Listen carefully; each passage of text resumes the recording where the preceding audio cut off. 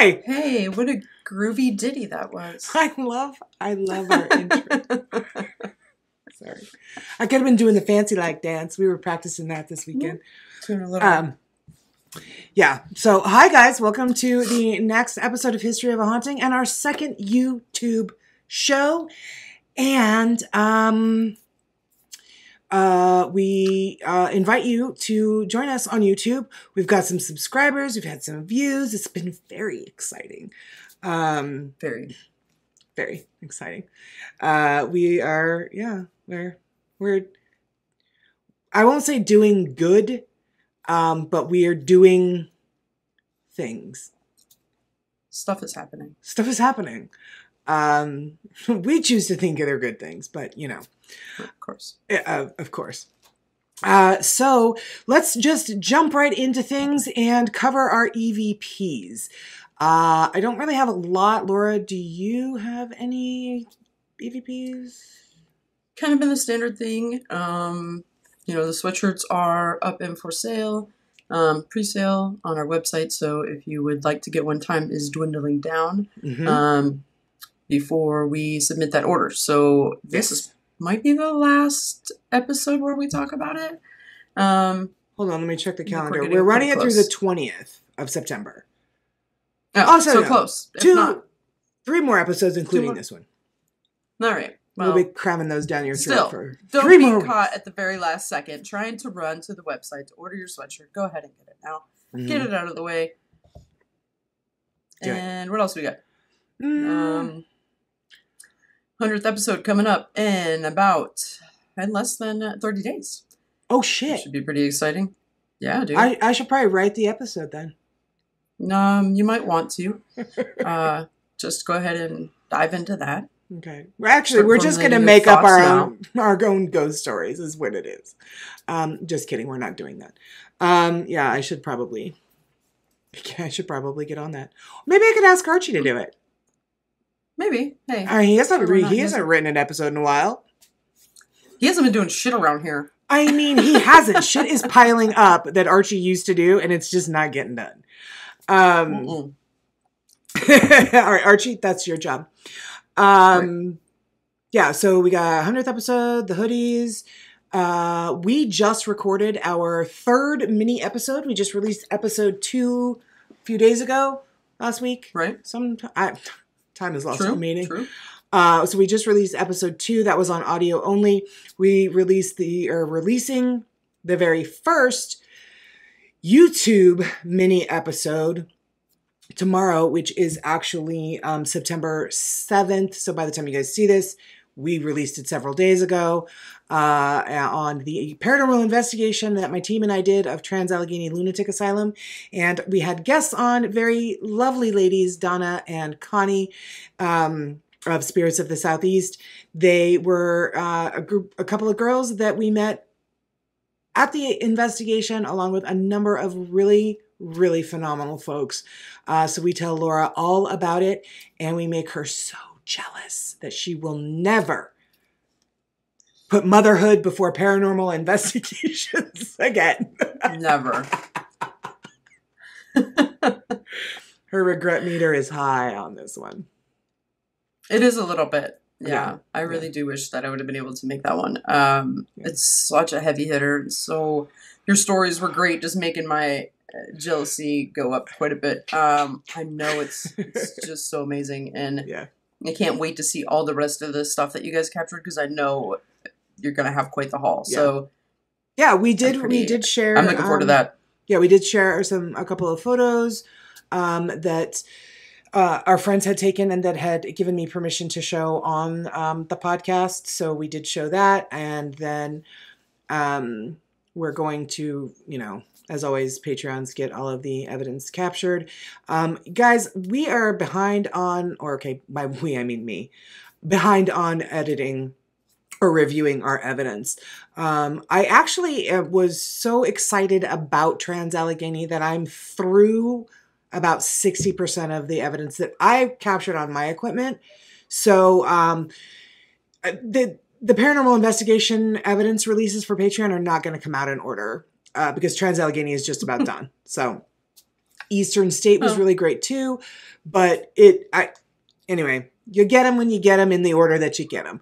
But you will get them, I promise. So that's really all that I had as far as EVPs go. Laura, you did have a long weekend, as did I. And there were some birthday shenanigans. And for you and for me, I went to Pittsburgh to celebrate my niece's 18th birthday. Had a great time. Just got home a few hours ago, actually, just in time to record the next episode. So did you have a good weekend? Did you have a good birthday celebrations? I did. So, good. I mean, over the past week, I went camping last weekend, had dinner with my family, went out to dinner again this weekend. Just been all around a great time. So it's been just really nice, and good. Everybody's been incredibly kind and fun, and good. All the birthday wishes all around. So you deserve it. Great, as good as getting old can be. I mean, now you're 36. I know it's rough for me. Well, I mean, obviously the kitten flower basket was the best thing you got. It absolutely was. Everybody and their infinite jokes. I really carry. Sent me a flower basket of kittens. Yes. That looks like a kitten. So it was really very funny and unexpected. It was lovely. It was really fun. Good. But, yay. See, Jennifer, I can keep a secret. The first time ever. Maybe. Ever. Good job. Which was funny because Emma got the same exact flower basket of a kitten from her grandma for her 18th birthday. Oh, that's cute. So I walk in and I was like, oh, I got the same one for Laura. So I said, but hers was a joke, and Emma actually loves her cat, and that was more right. But Laura just happened to stumble into 4 cats, unwilling and wittingly. So good. Yes. I'm glad you had a wonderful birthday. The kittens just broke. I had this some pottery I had gotten up north that's native. That was made by handmade Native American, like they just kind of put the horsehair inside it. Last weekend? No, years ago on the first trip to like the Grand Canyon and stuff with the boys. The kittens knocked it over and broke it. So I'm a little bit better with the kittens right now. Okay. They're bad kittens. They're getting into everything because now they're getting a little bit older. So they're just like climbing everything, knocking everything over like constantly. So if you guys are looking to adopt a kitten, 4 teeny tiny toddlers running around my house knocking stuff over. So if you have too much stuff, go ahead and call me and we'll go ahead and get you a kitten and they'll just knock everything off for you. No problem. Get rid of that shit. Minimalism is coming to your house via a kitten. Too many knickknacks? No problem. They'll take care of it. Yeah, maybe you should just let Andy promote the adoption of the kittens. Laura is... Yeah, maybe my... Well, do you need some hellions in your life? I got them for you. I got them for you. Which, by the way, we have named the kittens Nancy, Carrie, and Laura. So I'm sure Carrie, the dumb one, is who she chose to name Carrie. Hasn't been doing any of the bad stuff. That's perfect. But just sits in the water bowl. Look, her butt gets hot, okay? We're just going to leave it at that. She's perimenopause. I'll flash. I hate you. Yeah, so let's... Laura is actually adopting out all of the kittens through our sponsor, Love Heals Rescue. So you can certainly reach out to Laura or Andrea Langston, who is the owner of Love Heals Rescue, or reach out to them on Facebook. And if you have an interest in Laura's kittens. And next week, Laura, why don't we show some adorable photos of those beautiful babies? Of course we can. We can do that. Okay. That I have in spades. They are absolutely adorable. That's their saving grace at this point. But they're They're cute and soft and fluffy. All right. That's all I had. Do you have anything else? No, I think we covered it. I think we did. All right, guys. This week we are going to Chicago, and we are going to tell you all about the Oriental Theater. So, Laura, why don't you go ahead and kick us off with your sources? All right. My sources are BroadwayInChicago.com, Wikipedia.org, ChicagoCurbed.com, BellaOnline.com, BlockClubChicago.org, and Chicagology.com. Did I type the one? Is it Block Chicago or Block Club Chicago? Did I type that wrong? Oh, it's BlockClubChicago.org. Yeah. Well, right. maybe I didn't. We're close. I'm fixing it for you. Maybe I didn't like that website, so I just made it whatever. I just made shit up. Blocked part of it. Sorry. Okay, so yeah, let's talk about the Oriental Theater in Chicago. So our friend Takuma, whom we work with, lives in Chicago. So when we decided we were going to do this episode, I had reached out to him and I was like, have you ever heard, do you know of the Ford Center for the Performing Arts and the Oriental Theater? It's got this big, formal name. And he laughed. He was like, yeah, but they just call it the Oriental Theater. And it was the Ford Center for the Performing Arts and the Oriental Theater in Chicago, some big, long mouthful of crap. And he laughed and he was like, yeah, but it's just called the Oriental Theater in Chicago. And I was like, oh, excuse me. Sorry. Yeah. They changed. So I grew up outside Chicago and, did you grow up outside everywhere? No, just, I lived for 10 years from 2 to 12-ish. In Joliet. Remember I covered the episode of Right, Joliet? your sister was born in the prison. Yeah. She was, yeah. But they've changed the name of Sears Tower to Willis Tower now, and I will never call it Willis Tower. It will always be Sears Tower. I think, they changed these names and nobody ever calls it by the proper name now. No, it's Squaw Peak in Phoenix is now Piestewa Peak. But for most Phoenicians, we all still call it Squaw Peak and everybody knows what we're talking about. But yeah. Yeah, and they keep changing the names of the stadiums and I'm like, what is that now? I'm like, oh, the old jobbing one, which is now State Farm? Or yeah. No, I can't keep track. I'm like, I have no idea what you're talking about. Yeah, that's like Blockbuster Desert Sky Pavilion in Phoenix. It's been a bazillion different... It will always be Blockbuster for the old people. And everybody else is like, Blockbuster? Whatever. Yeah. That's what it was called for a while. Yeah. When we still had Blockbusters. That's what it will always be. So anyway, all right, let's talk about this theater because it's not a great story, guys. It's, it's just not. All right, so the Oriental Theater now is called the James M. Niederlander Theater. It originally opened in 1926. It was one of the many ornate movie palaces that were built in Chicago during the 1920s by the firm Rap and Rap. In addition to movies, it occasionally shows live acts. The Oriental continued to be a vital part of Chicago's theater district well into the 60s, but patronage declined in the 70s. Later in the decade, the theater survived by showing exploitation films. It was closed in 1981, and its lobby was refitted as a retail TV and radio store, while the theater remained vacant for more than a decade. So the Oriental had replaced an earlier theater venue there that was on the site that had opened in November 27, 1903, which was called the Iroquois Theater. That theater burned in the deadliest theater fire in U.S. history. After the fires... Try to show some pictures. Okay. I won't use the buttons because that didn't work for me last night. So I'm just going to click with the mouse. Hang on, guys. So this is This was it before opening day, right? Mm-hmm. Or right? Yes. Yeah. Okay. Yeah. And then this, I'm not going to show it because. You want to wait till after? I'm not confident.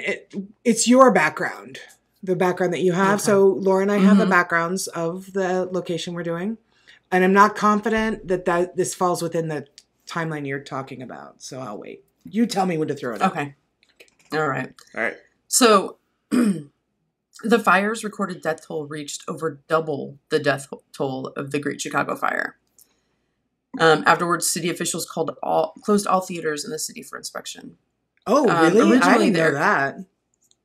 I didn't know there's a lot of stuff that goes with this. Wow, okay. Wow. So the Iroquois Theater was billed as absolutely fireproof.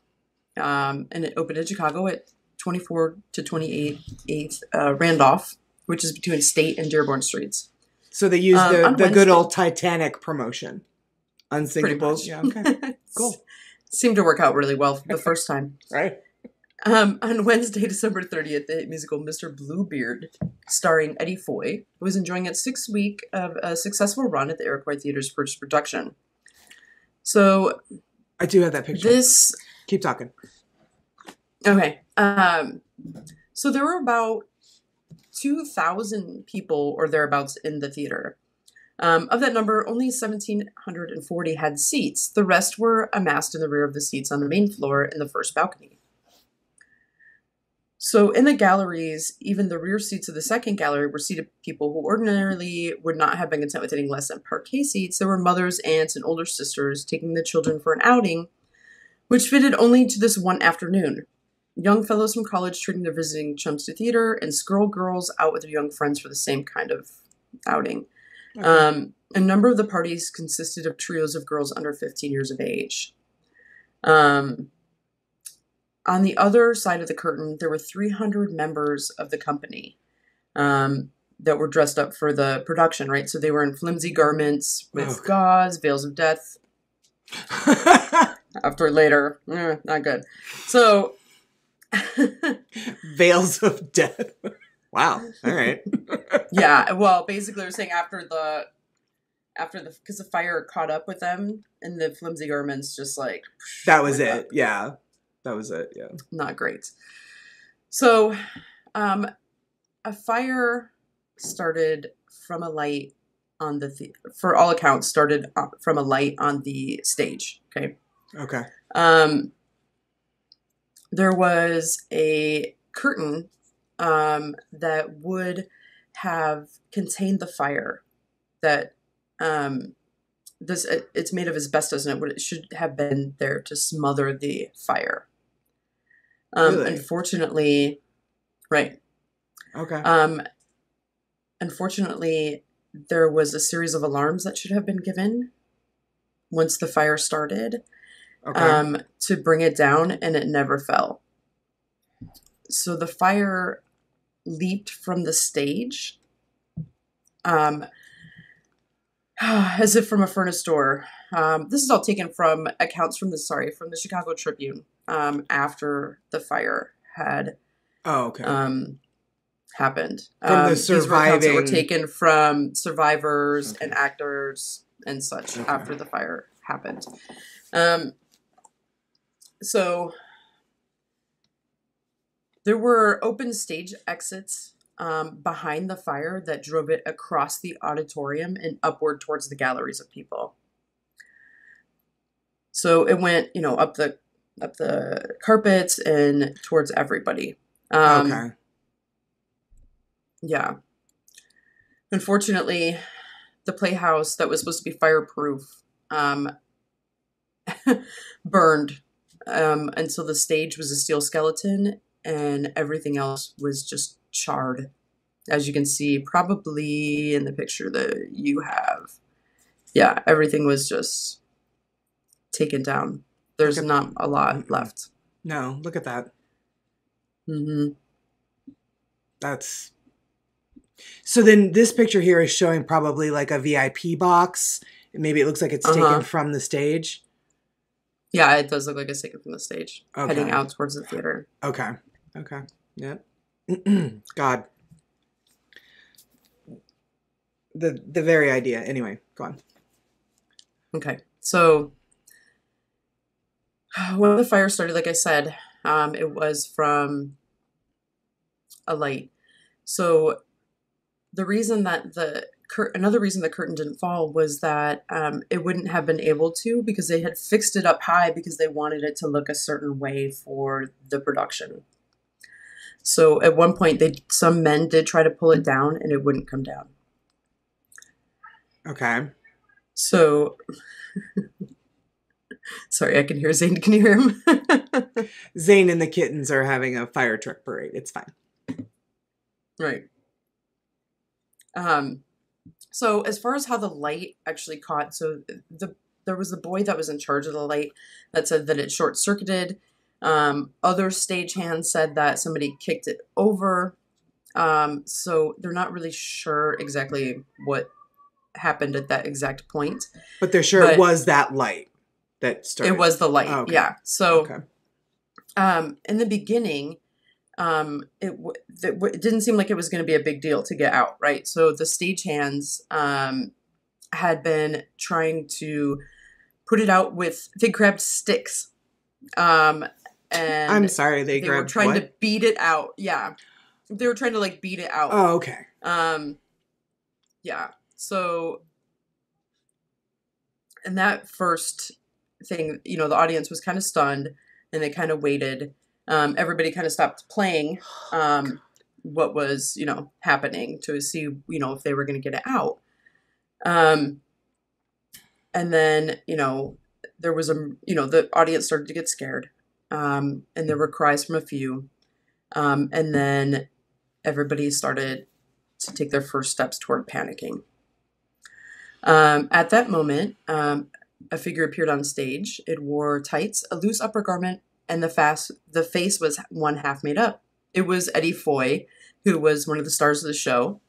And he like came on to kind of calm everybody down. And before he reached the center of the stage, he had called out to a stagehand, "Take my boy Brian there, get him out there by the stageway." That was his son. So the stagehand grabbed his son and took him out. Oh, okay. So once he was like, you know, not worried about his kid, he was yelling at everybody, you know, keep quiet, go in order, don't get excited. And then he bent over the orchestra leader and he told him to play. He said, "Start anything, for God's sakes, play, play, play, and keep playing." And they did. Very much began to like play. The Titanic trying to keep passengers calm. Exactly. So no one in the theater kind of, you know, was calmed down a little bit. But they could start to see that the sets, because there were so many sets that went in this very extravagant play, sure, right? So all the sets that normally drop were starting to catch. They played for a while, and he was Foy was still there, urging people to avoid panic and trying to get the orchestra to keep going. But one by one, the musicians dropped their instruments and got out of there. Yeah. Finally, the leader of the band and Foy were left alone, and he looked around and saw everything aflame, and he fled just in time to save his own life. Okay, I was just going to say, he didn't die in that, did he? No, he didn't die in it. Okay. So the curtain eventually did come down, but by fire, and it had like kind of bucked the holding and then fell down. Oh. So...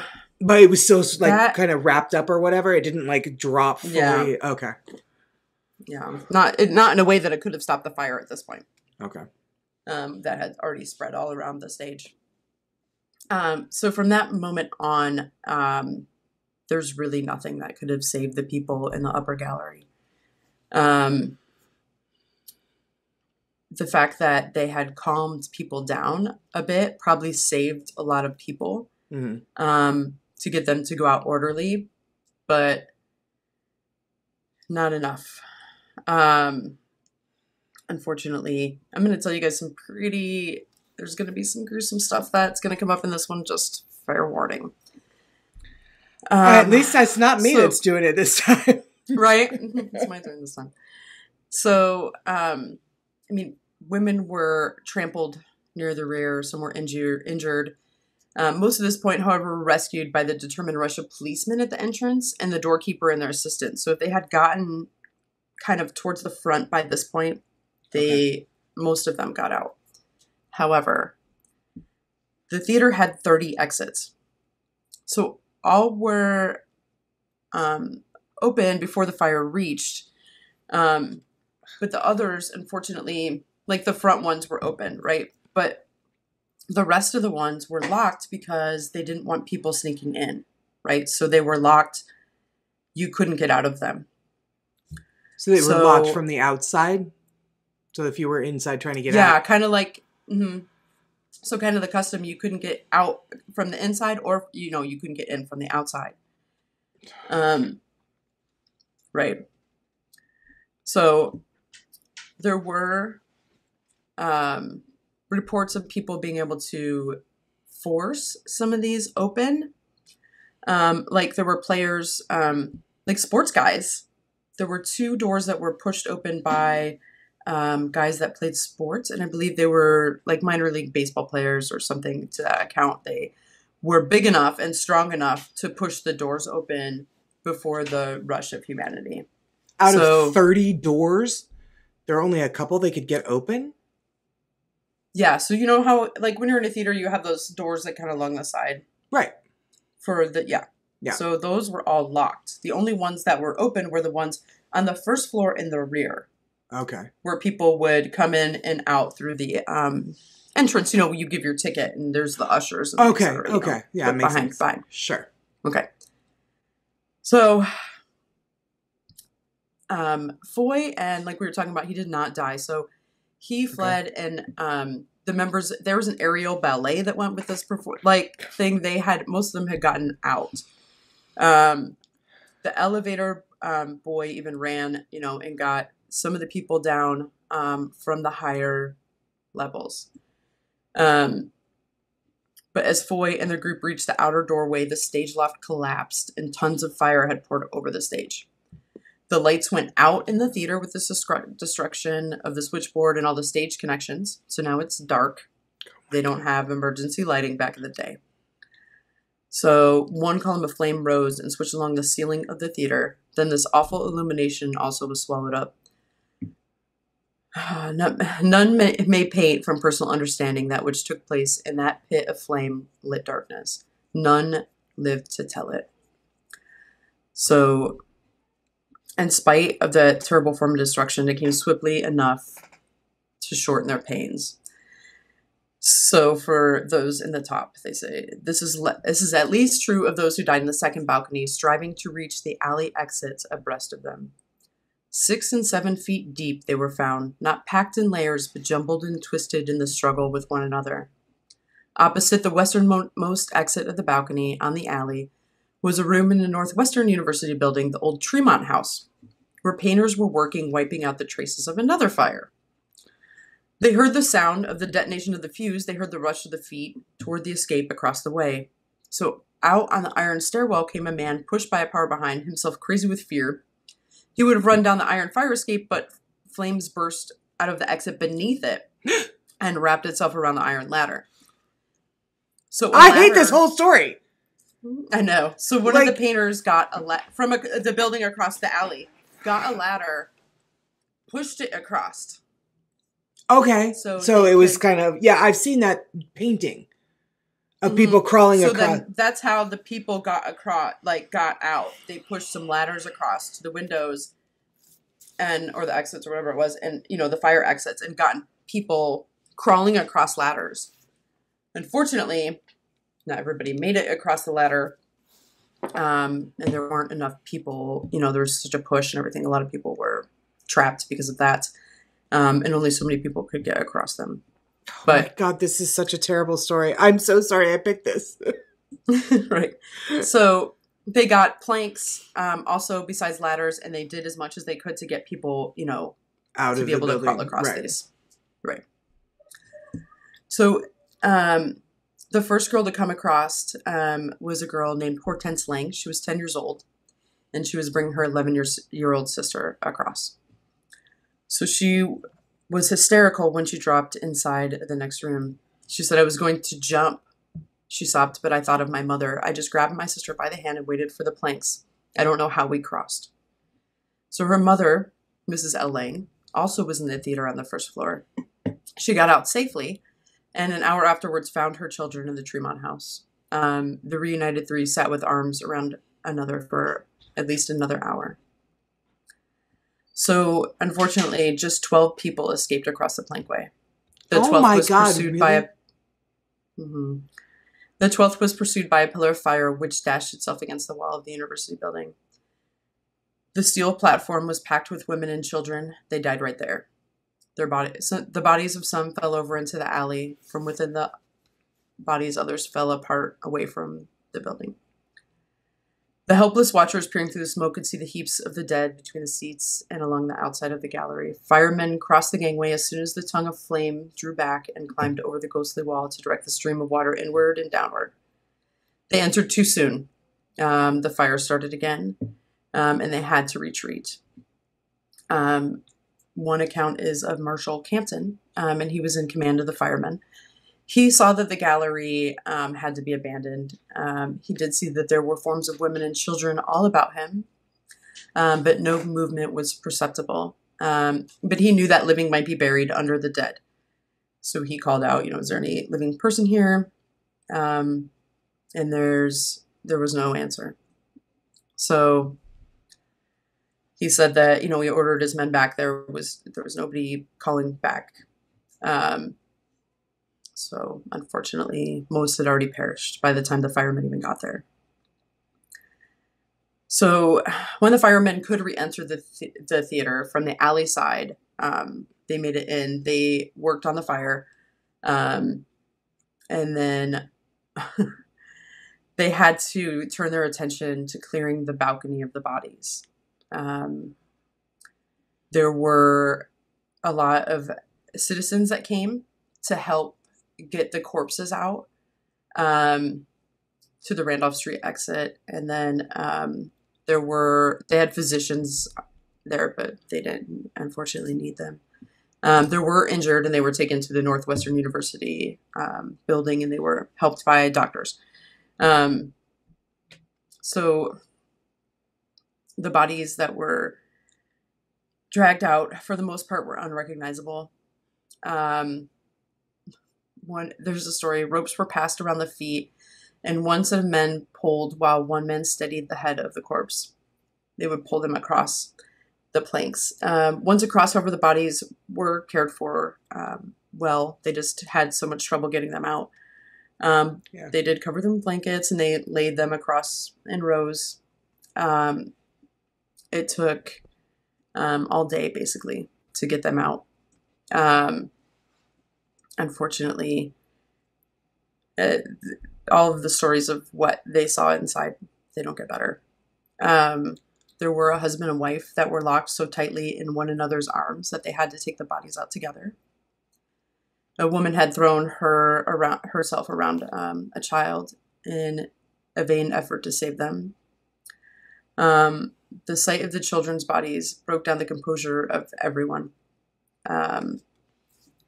There were small hands were clenched before their faces to try to get protection from the blast and the smoke. Part of the reason there were so many children and mothers in the theater were that it was a day off school, and this was the busiest that this production had been. It was an extravagant production and also comedic, right? And there was like a clown in it, so it was supposed to be really geared toward, Wasn't it right around Christmas? Yeah. Like just before Christmas, or? Yeah, like I think right around, I can go back and look, but I think it was like the end of November. So yeah, like a lot of holiday season was starting. Probably for Thanksgiving. Exactly. Yeah. So a lot of the children, the biggest part of the problem with this fire too was being able to figure out who they were because of the damage to the bodies. With a lot of the children and everyone they were unrecognizable because the fire burned so intensely. Jesus. So there were some who did jump out from higher floors to their own death.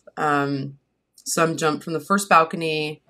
Some just got hurt. Some died. The ones who originally jumped, this is pretty terrible, but this tells you how many people were rushing out and dying, that they were cushioned by the bodies that were on the bottom. If the ones that jumped out later. God, tell me you are just about done talking. I can't even. I can't even. Right, I know. Don't cry. So, the firemen had come and put out nets, but the nets were black and they couldn't be seen with all the smoke. So they didn't end up saving a lot of lives. Oh. So this is when this was a big argument for the use of white nets later on, so that they could be seen better with the smoke. God. There was a lot that ended up being learned from this tragedy as far as I did read that, yeah. Yeah. So there were also, just like the Titanic, the overconfidence of the theater owner led to a lot of what happened. Yeah. They didn't have the proper fire alarm boxes. And so the fire department didn't even get an alarm until a stagehand ran down the alley and told them that there was that there was an issue. That I read those that precious in my minutes were part, lost. yeah. There was like 4 minutes at least were lost because he had to run down there and manually tell them that there was an issue, where there should have been a fire alarm box in the theater. That would have immediately sent something to the fire department. And didn't I read somewhere that, like, when they were trying to get out, there was like this fireball was like being formed like on the stage or where the fire started. But when they opened the doors, I don't know if it was the fire department. All the oxygen, yeah. Right, raced in because it was so cold, and it just fed the fire, and then that just pushed the flames, made them even worse and like spread them. Is that, did I? Yeah. Okay. No, that's true. Okay. That isn't, kind of the account of, that once everything did get open, it just made it worse. Yeah, yeah. Yeah, so when they did get doors open, it didn't help the people that were not going out that door right that instant. Right, yeah. Right? Yeah, okay. That's what I read. So, of the 900 people that were in the first and second balconies, few, if any, escaped without serious injuries. So fiercely the fire burned during the short time in which hundreds of lives were sacrificed, that the velvet cushions of the balcony seats were burned bare. The crowds fought so in their efforts to escape that they tore away the iron railings of the balconies, leaping upon the people below. None of this is great. So from 3 o'clock when the alarm was first sent in to 7:30 when the doors of the theaters were closed, the bodies were taken out the building at a rate of 4 a minute. 100 were taken out across the plankway. Many blankets filled with fragments of human bodies were taken from the building. And like I said before, like hundreds were burned beyond recognition. Right. This whole story is just really, really sad.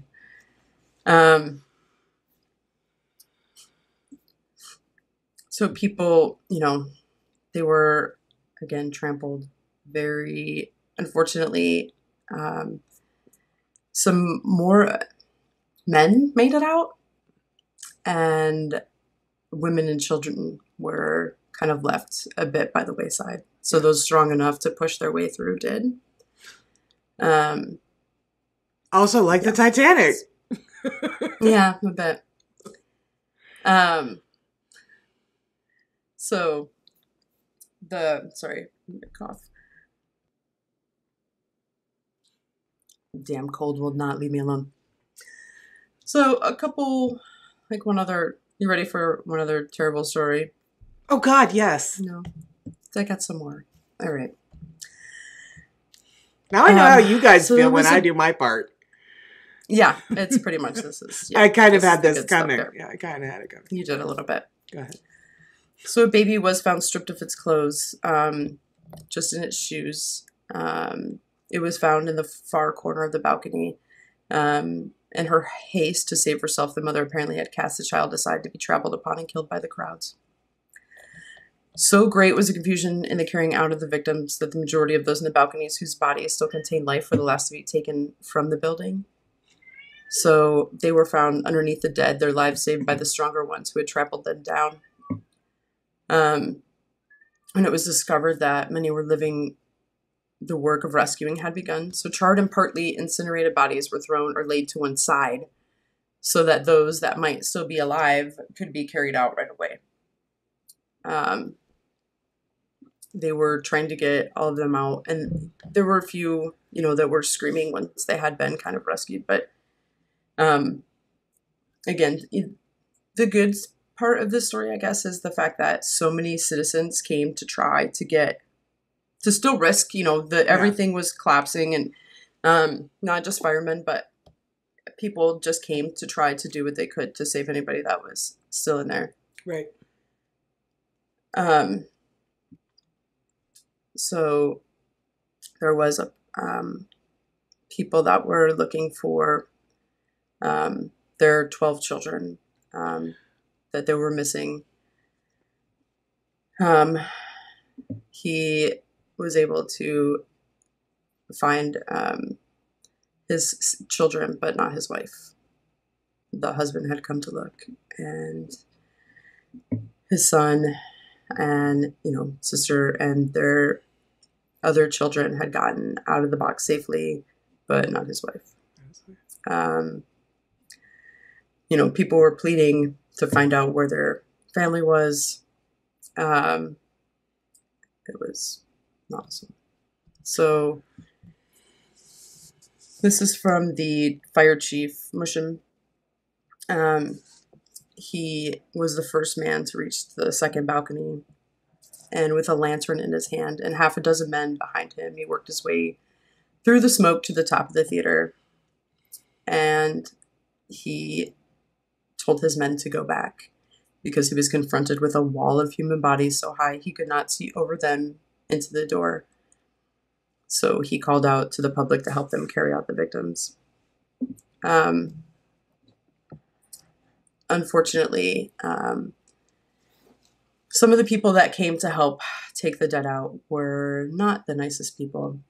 There were thieves that had come to help take them out that were taking out their rings, bracelets, watches, earrings taken off. My God. I mean, yeah. So, go on. So obviously, with the high death toll, the morgues filled and overflowed, and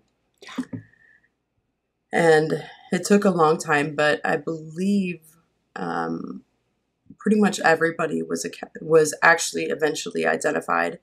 I think except maybe say a few, and then after all the of that, woman who sacrificed her baby so she could get out. Tell me that bitch never got identified. Right? Exactly. So, after all of this, there was some good that came out of it. Please tell me that. Like I said, all the theaters were closed until they passed a new inspection. And this effect didn't just stay in Chicago. It went everywhere so that this wouldn't happen again. The manager of the Iroquois was charged and convicted of malfeasance. Great. Misfeasance. Chicago's mayor was also indicted, but the charges didn't stick. The theater owner was convicted of manslaughter due to the poor safety provisions. However, it was later appealed and reversed. The only person that ended up serving jail time was a nearby saloon owner who had robbed the dead bodies while his establishment served as a makeshift morgue during the fire. What a dick. That's the only person that ended up serving jail time for this, when there are a laundry list of reasons why buildings are the way they are today because of this fire. Only one person, and he was basically robbing. Grave robbing, basically. Grave robbing, basically, yeah. Mm-hmm. Didn't I read that some fire officials were brought up on charges too? Because some were bribed because of the inspections. Yeah. There's talks of that, but it seemed like it was pretty, the lax fire inspection standards were pretty common. That was, this is just what they did. You give them $20 and they fuck off, and because this is the absolutely fireproof building, remember? The building itself, wasn't terribly damaged. The balconies didn't collapse. And it actually reopened about a year later as the Colonial Theater. Okay, let's see. It was eventually torn down in 1924. Yeah, you can see, the balconies are still standing. The basic structure apparently was fairly unscathed. They look fairly sound, but you can see what you were talking about, the velvet of the chairs. Look at that. You can even see some of it has bubbled and ugh. Oh, yeah. Yuck. Ooh. Yeah. So that building was torn down in 1924 to make way for the Oriental Theater, which then, goes on to be renamed. One other thing I found that was really interesting is this story about the creation of the panic bar came from this. So a salesman from Indianapolis hardware store named Carl Prinzler was supposed to be in the audience that day. However, other business dealings called him elsewhere. So in this era, it was common for theaters and the like to lock the interior and exterior doors to prevent non-paying persons from entering. Sure. So this obviously stopped people from exiting. So all the doors were locked or bolted, right? Which caused many of them to be burned alive or succumb to smoke inhalation. Sure. So this guy, Prinzler, was astounded at the enormous and senseless loss of light that night. And he sought a way for doors into public facilities to be locked from the outside, but to allow egress from the inside with minimal effort during an emergency. Okay. So he tapped into the architectural engineering abilities of Henry H. DuPont to develop a product. In 1908, the first model of a panic bar style egress device was released, and Vonnegut Hardware Company, who was owned by Clemens Vonnegut, great-grandfather of Kurt Vonnegut Jr., one of my favorite authors. I was just going to say, any relation to Kurt? Yeah, and it was. Every relation was utilized to market it. Right? Okay.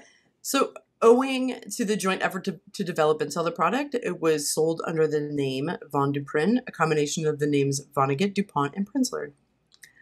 So the popular 88 series crossbar exit devices are still manufactured by Von Duprin and have, it's pretty similar to the original design, although they have made some engineering changes. So, remember, like, you know, when you go to a theater now and you have that button, that like thing that you can press to go out in case of an emergency? Right. That's this. That's what that is. Yeah. So this came from this tragedy. So it would release the lock so that you can go out, but people can't. In an emergency. Okay. So wow. That's cool. Interesting, huh? I think this is the first time I smiled since you started talking. I know. Yes, I think it is too. Sorry. This is a terrible story. It is. I had no idea. I'm so sorry. No, that's okay. So our new theater, after the Colonial Theater was demolished, our new Oriental Theater was opened on May 8th, 1926. And it was designed by the legendary Rappin' Rapp. And it was one of the first motion picture palaces designed to create a complete experience for the theater patron. Still to this day, the decor is a visual art museum, including large mosaics of an exotic prince and princess, an inner foyer with elephant throne lighting and multicolored glazed Buddhas, and an auditorium of, quote, hashish dream design. So it is diverse, modeled after Indian architecture. So, hence the name, the Oriental Theater. So, over the years, it has presented popular first-run motion pictures, complemented by lavish stage shows. Among the many stars that played the theater are the Three Stooges, Judy Garland, Al Jolson, Sophie Tucker, Fanny Price, Duke Ellington, Danny Kaye, Stevie Wonder, Gladys Knight and the Pips, Little Richard. I mean, it's a laundry list. Yeah. Yeah. So many. And now the theater does hold 3,250 people. And again, it has hosted so many people. There is this one story I found really cute, which is in October of 1934, 12-year-old Frances Gumm and her sisters performed at the theater, but received laughs when George Jessel would introduce them as the Gumm sisters. At his urging, they changed their name to the Garland sisters, after his friend Robert Garland, critic for the New York Times. Frances Garland would later change her name to become Judy Garland. I was like, the minute you said Frances Gumm, I was like, hold up, wait a minute. I know the story, but I couldn't until you had finished saying. No worries. That's what I'm here for. So the theater was quite successful up until the 60s, through the 60s, but unfortunately, like in the 70s, people weren't really going out to the theater as much, and the theater had fell into disrepair. So in an effort to preserve the theater, it was added to the Federal National Registry of Historic Places in 1978, but the building began to crumble, right? It does help. Yeah. So the theater was closed in 81, and like I said, it became a TV store kind of in the front for a while. in 1996, the Chicago mayor, Richard M. Daley, stepped in and announced that the venue would be restored to its original grandeur for the presentation of live stage musicals. It was renamed the Ford Center for the Performing Arts in 1997. The restoration was completed in October 1998 and opened with the Chicago premiere of Ragtime. Broadway in Chicago, formed in 2000, began to light the stage with the record-breaking one of Wicked for 3.5 years and a long-run production of Billy Elliot, along with many pre-Broadway world premieres, including The Addams Family, Big Fish, oh my gosh, On Her Feet, The SpongeBob Musical, Pretty Women, and The Cher Show, with many more that I've also played. There's a SpongeBob musical? There is. I think I've actually seen promotions for it. Okay. And why not? He's everywhere. Right? Sure. Just another way to get me to spend money. In February 2019, the theater was renamed the James M. Nederlander Theater in honor of the legendary Broadway theater owner and producer and patriarch of Broadway, James N. Nederland. So as the founder of Broadway in Chicago, he has championed theater in Chicago, having presented shows there for over 6 decades. Wow. And that is the story of the Oriental / Iroquois / everything theater. Well, good job. That was a terrible, terrible story, and you delivered it very respectfully and beautifully. So, good job. No. Yeah. I know. I know how hard that is, and there were times where I was like, story. Yeah, there are some tears. But you delivered it very respectfully and beautifully, and for that, I applaud you. Good job. Oh, thank you. Yay. All right, so is everybody ready to hear what happened as a result of this horrible, horrible, gruesome fire in the form of hauntings? You ready to hear that? All righty, hang on. We will be right back. All right, guys, we are back. It was like a second to you. We haven't quite finessed the insertion of promos and things like that yet. So anyway, we're back. Hi. Now to the hauntings. Boo. Boo. Stay spooky. Now the hauntings that were born of Laura's really, really awful but beautifully told story. Thank you. Yes, you did a really phenomenal job. I'm very proud of you. I'm telling you, I had to leave some. There's always more, and it's not great. So I'm glad you did. We kind of finessed a little bit of that. I started to realize how very dark we had gotten. I was like, I think we're good. Right. Second YouTube episode, and we brought it all way fucking down. The hosts are crying. It was just, yeah. Right? I saw you. I was like, just keep going. Bad. It's okay. You did a really, really wonderful job, and you told it very respectfully. So good job. You should be proud. All right. So my sources this week are DNAinfo.com. It was an article by Ted Cox, BellaOnline.com, an article by Dina Budd, Atlas Obscura, Haunt Detective, and Windy City Ghosts all.com. So, as Laura detailed, really detailed, Chicago, of course, is a city marked by fire.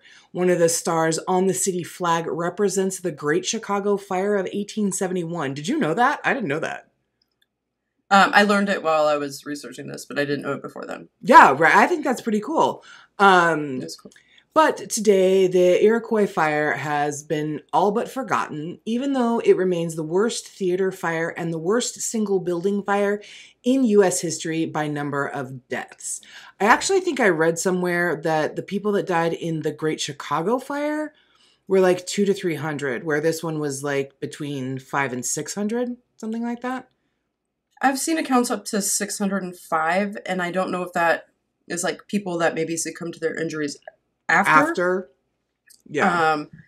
But I believe the number of bodies that they pulled out were, high fives. Yeah. Yeah. Still. So, still more than the Great Chicago Fire. Exactly. Yeah, which we won't be covering simply because this was far too difficult for both of us. So, David Cowan, who is a member of the Chicago Hauntings tour group, said, quote, any concentration of so many deaths on a site like that, obviously the place itself is going to be haunted by the tragedy. And I think we can all agree that that's pretty accurate. If any place is going to be haunted, it's going to be some location like this. So he said that he has been back there, meaning the alley where they had been taking the bodies and moving them out of the theater. They stacked them in the alley. And he said, I've been back there many times. When I'm back there doing stuff, I'm just kind of doing my thing. People who are more sensitive to it are probably people who've never been back there before, but you can definitely feel a presence back there. There is another gentleman by the name of Ken. He is the co-owner of Weird Chicago Tours. He agreed that the site is haunted. In fact, he and his tour groups get more incidents of activity there than at almost any other site in the city, which is really saying something because they've got the Congress Plaza Hotel, which we've done an episode on that. That place is hella fucking haunted. They've got the Drake Hotel, which is also super haunted. It's also for sale, Laura. So if we can scrape together our Patreon pennies, I really think we should buy it. I think we should too. Okay. Absolutely. Great. Goals. I love Chicago. Right? Me too. Even though I've never been there, but everything I've ever heard, Takuma's constantly being like, oh, and this and that, and the arts and this. And I'm like, okay, I get it. It's haunted. You're there. Squishy's there. It's fabulous. I really want to go. I love it already. Now it's just a matter of when can I go, because I seem to be booking myself, overextending myself booking wise with investigations and podcast events and. Me too. Yeah. Sister, me too. Yeah. So the co-owner of Weird Chicago Tours says, not all of the places that we talk about that are reputedly haunted do we believe they actually are. But this is one of the places that I think is. He's conducted investigations inside and outside of the theater, and there's definitely some activity going on. Bless you. Thank you.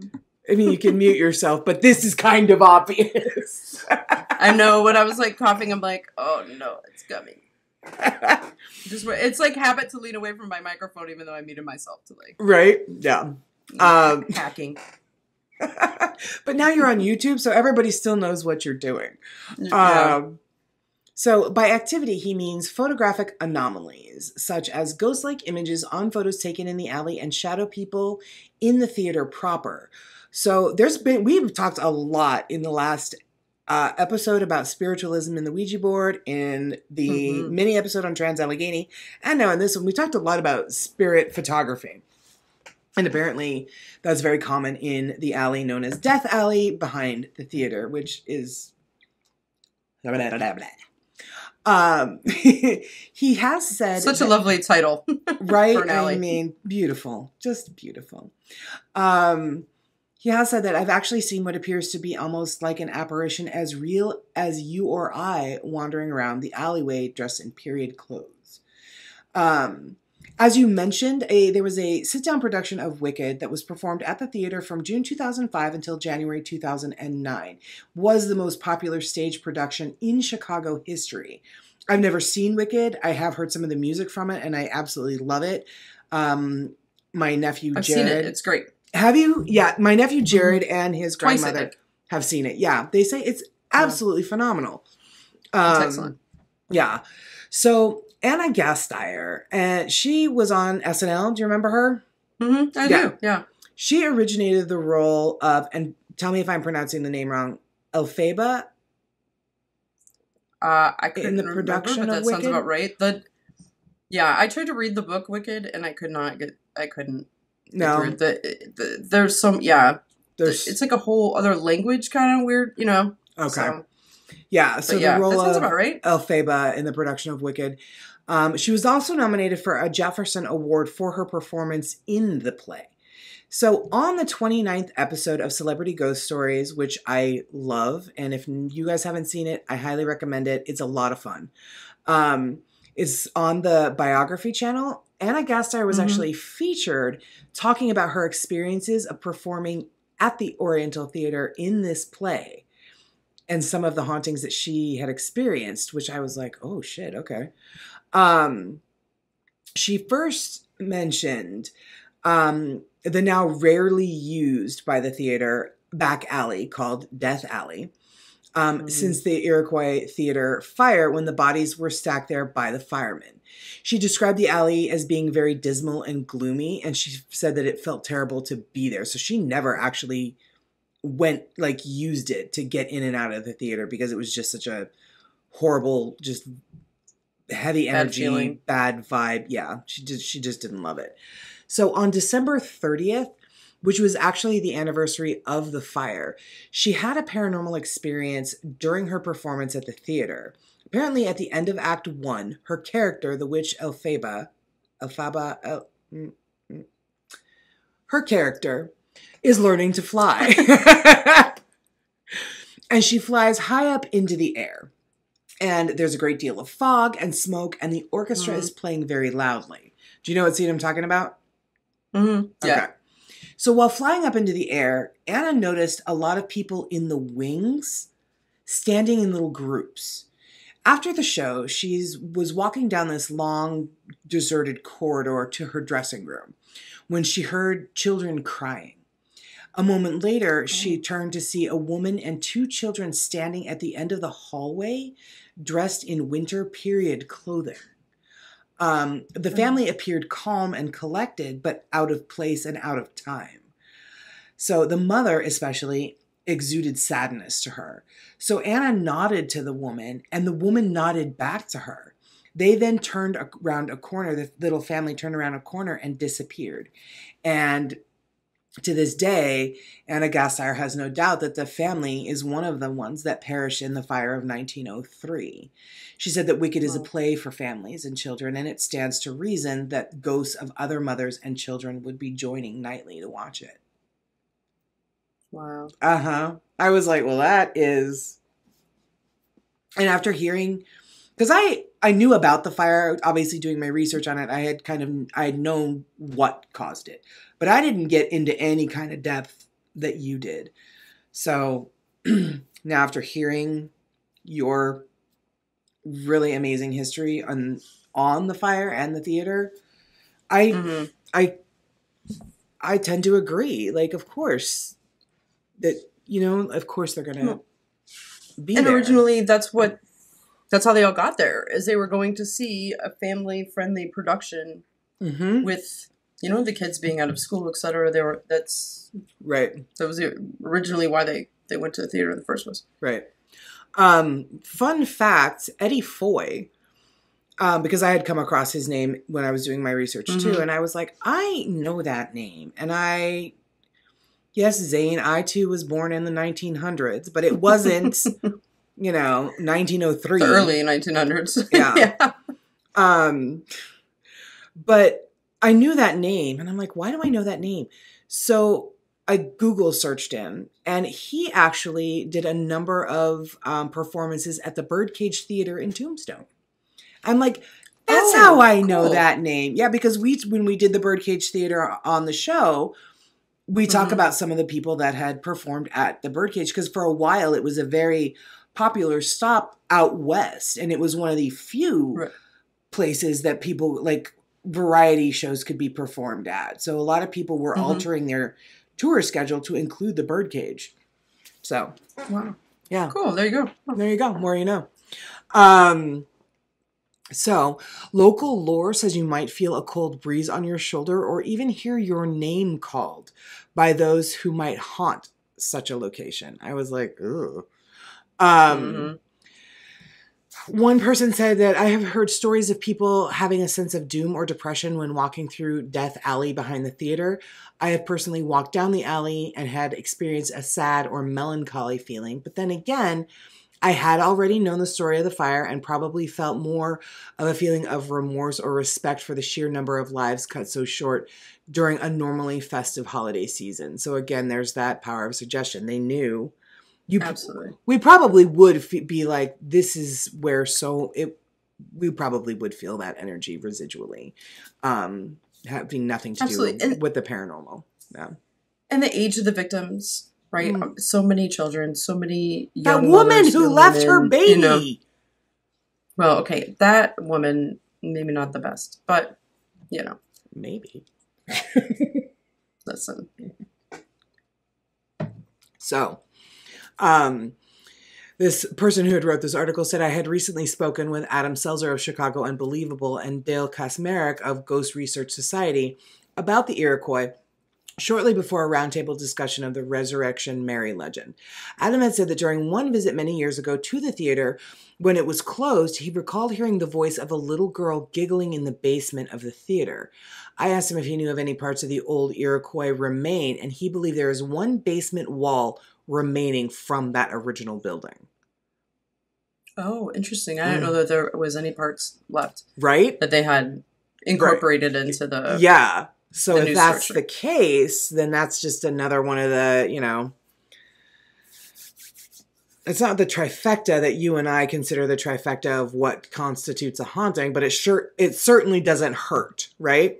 No. Yeah. Yeah. So staff at the theater don't actually like to go into the basement because they do hear cries and screams throughout that area and throughout the entire building. They hate going up into the balcony area alone because shadow figures are a common sight up there.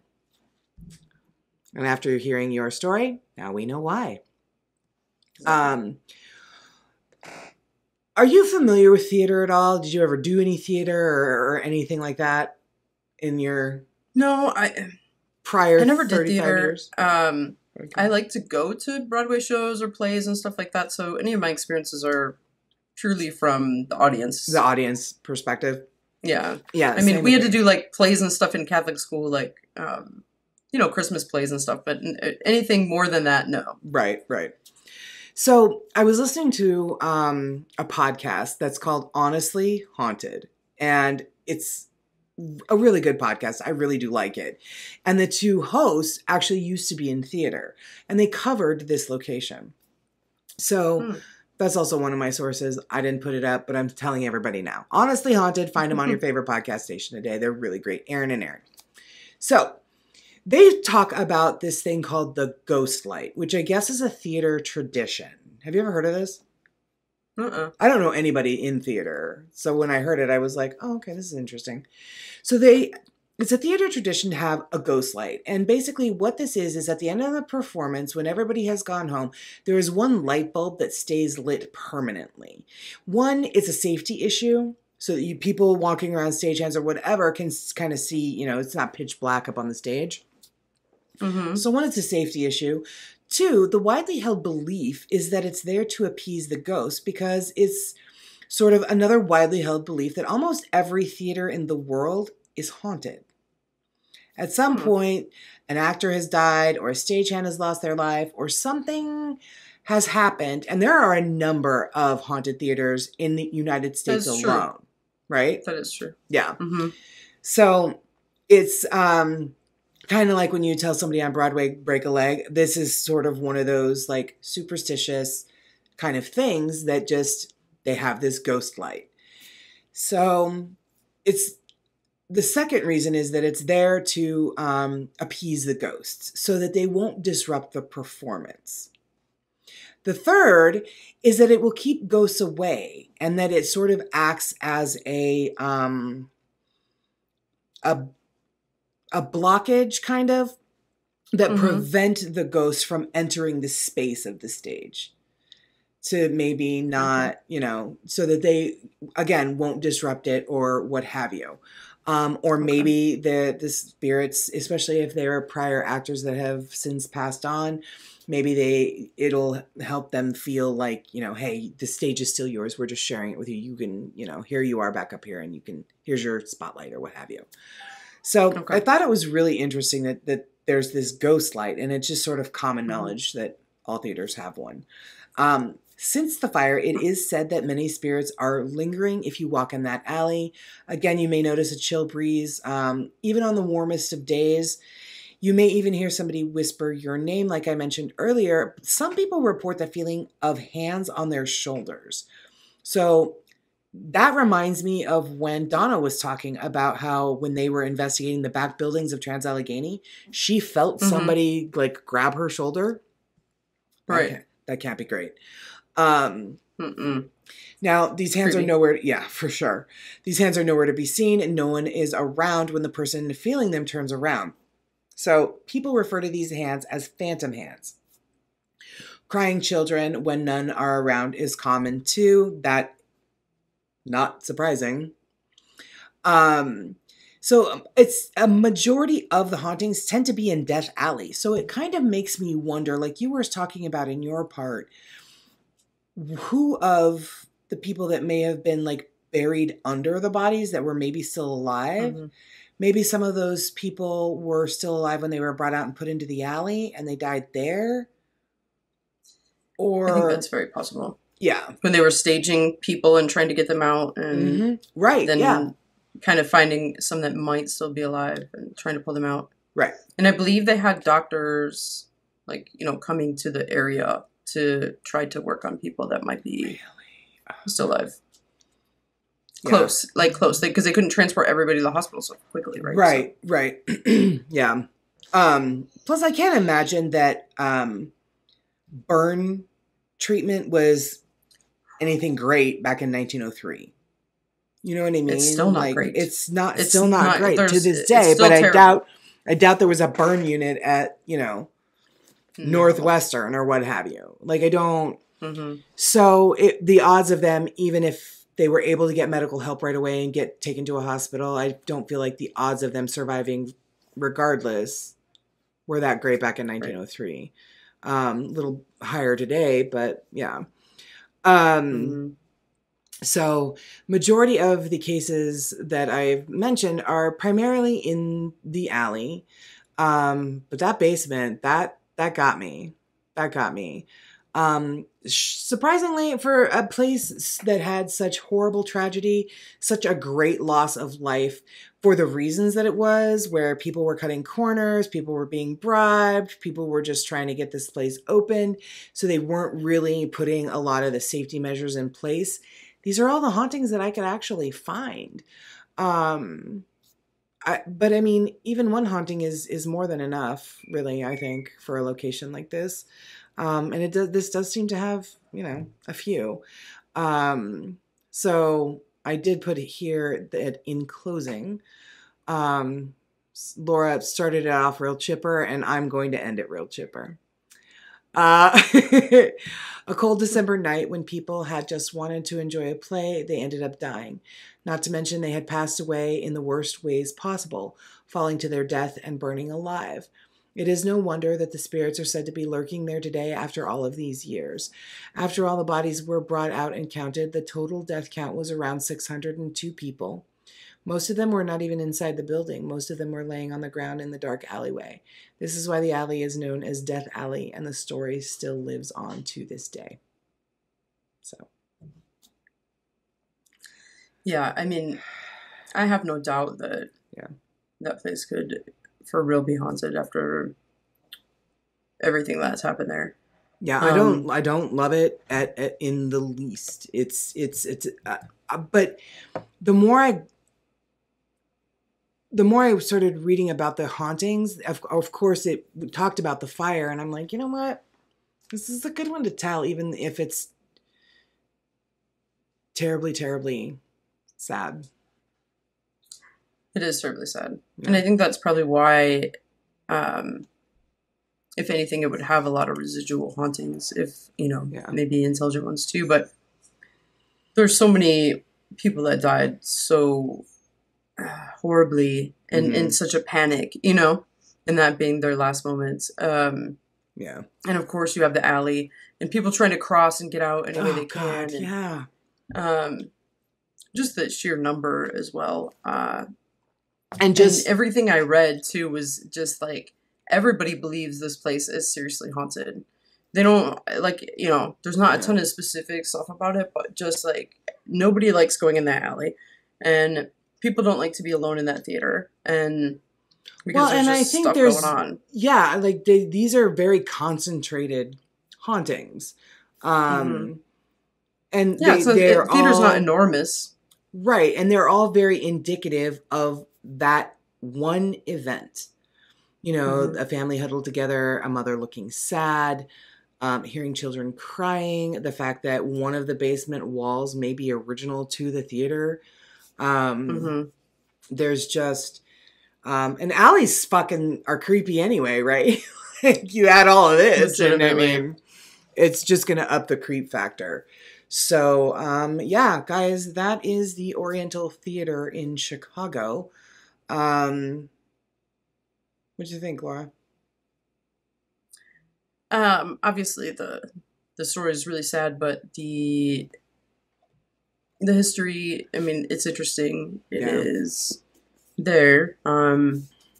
I think it'd be a really interesting place to visit. Besides the fact that it's not, like, now it's beautiful. Like, it's the rebuilt Oriental Theater. It is so gorgeous and ornate. We will add the current photos of it to our social media.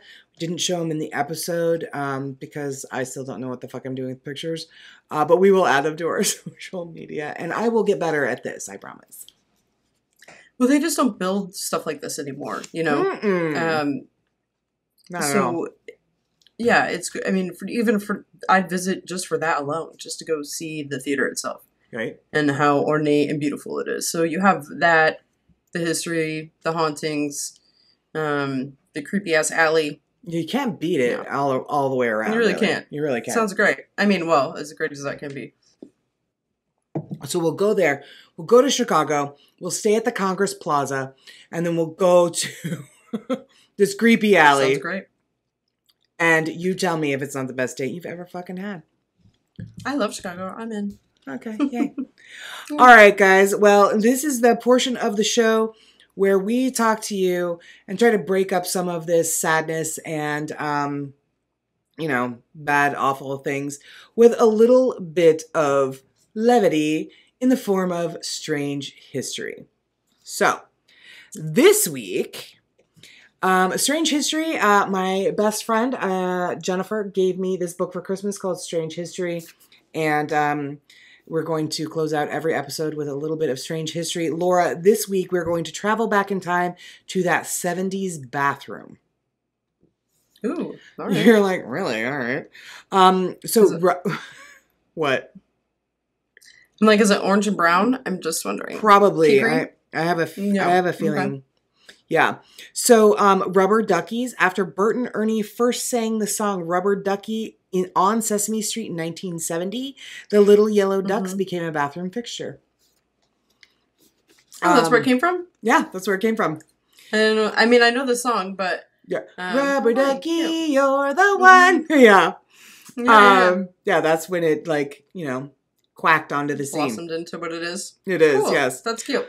Aqua Velva aftershave. I don't know of any man in my family growing up that ever used it. Do you? Mm-hmm. Really? Okay. I don't think that my dad did either, but I know what you're talking about. I mean, you would smell it everywhere. Everywhere. Yeah. Mm-hmm. So there's something about an Aqua Velva man. Do you remember that commercial? Said the beautiful blonde woman in the commercial, and millions of men believed her. So apparently... that's all it really took. Aqua Velva was the aftershave of the 70s. Johnson's No More Tears shampoo. The shampoo hit the market in 1953, but it wasn't until the 1970s that No More Tears became the best-selling American shampoo. I still love the smell of Johnson shampoo. Yeah. Well, and I think almost everybody I know has used something like that or that product on their... Yeah. It's just such an iconic baby smell. Exactly, yeah. Yeah, exactly. Oh, here we go. This is what you were talking about. An earth tone bathroom suite. Earth tones were in. Green wasn't green. It was avocado. Yellow wasn't yellow. It was harvest gold. Brown wasn't brown. It was chocolate. And they were all together in a bathroom. It was just, or on couches. It was disgusting. Also your refrigerator, your oh God, your right. Carpet, yes. Everywhere. Like it was everywhere. Yes. The only white in the house was my aunt, my grandma, their doilies that all of my relatives made. By today's standards, they're hard to look at, especially in combinations. See, like we just said. But they were all the rage in the 1970s. Fortunately, we were born in 77, so we were far too young to have been Although our family did kind of keep them until like the 80s for a while. It was still rocking a little bit, sliding in there. Yeah, for sure. Towards the end. Yeah. The other thing that was big in a 70s bathroom was flower-shaped non-stick bath decals. The last remnants of remember those. The last remnants. We had them in like... Yeah, did you have them? Had them My grandma had them. Yes. When I was a kid. Mm-hmm. If it wasn't us, it was like... I was really young, but I do remember them. And they were like multicolored. Yes, like pale pink and yeah. Mm-hmm. Mm-hmm. The last remnants of the 1960s flower power fad ended up keeping people safe when getting in and out of the tub. It was also the decade of the shower massage. The German company Hansgrohe introduced the first handle adjustable shower head, the Selecta, in 1968.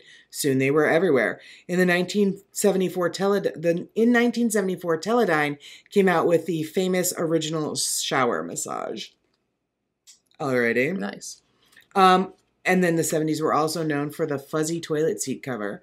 Basically a shag carpet on the top of a toilet seat. It had one major drawback. When the guys used the toilet, the thick cover would make the seat fall down midstream. So